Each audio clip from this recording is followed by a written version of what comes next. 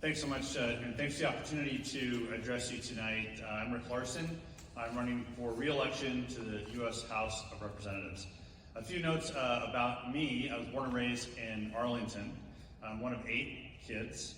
My mom is one of 9. She grew up in Savannah, and my aunts and uncles worked with farmers in the Stille Valley in the 40s, 50s, and 60s. My dad's dad is one of 11 as well. So if I just get 3 more of you to vote for me, I will have this thing wrapped up. Appreciate that. My family, my dad's side, has been in the area for about 140 years. Longer than some families, and certainly not as long as other families, but quite some time, and really love the place I get to represent, being born and raised here. A few things about why I'm running. We have a lot of work to do in Congress, and I have a lot of work to do in Congress on your behalf. A few years ago, the President signed a bipartisan infrastructure law that put women and men to work throughout this country, rebuilding America's infrastructure.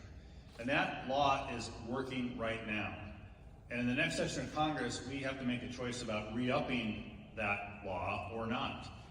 And I think one reason why we have nearly 4% unemployment around this country is because women and men around this country are working in good union-paying jobs, building and rebuilding America's infrastructure, and there's a lot more infrastructure to build and rebuild as well.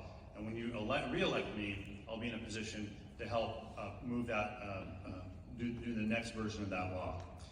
Also, we passed legislation that gave Medicare the right to negotiate lower prescription drug prices. I know healthcare costs are an important issue facing folks. And next year, we will be implementing the lower prices for the first 10 drugs at Medicare.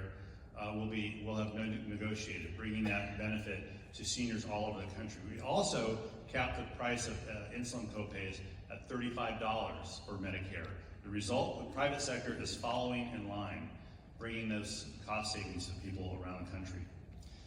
Fentanyl is a huge issue in this district as well, something that everyone shares, the issue of fentanyl in our district. And I have a plan I've been working on. I've introduced legislation to do a variety of things, including supporting prevention and education in our schools, including treatment and recovery for folks who are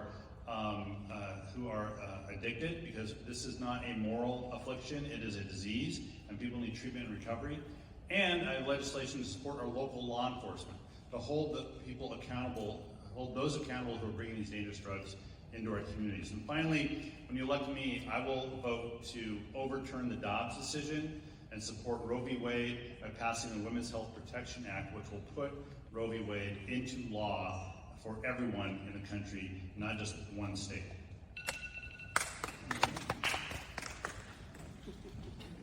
Yes, you're applauding because I took it under 3 minutes.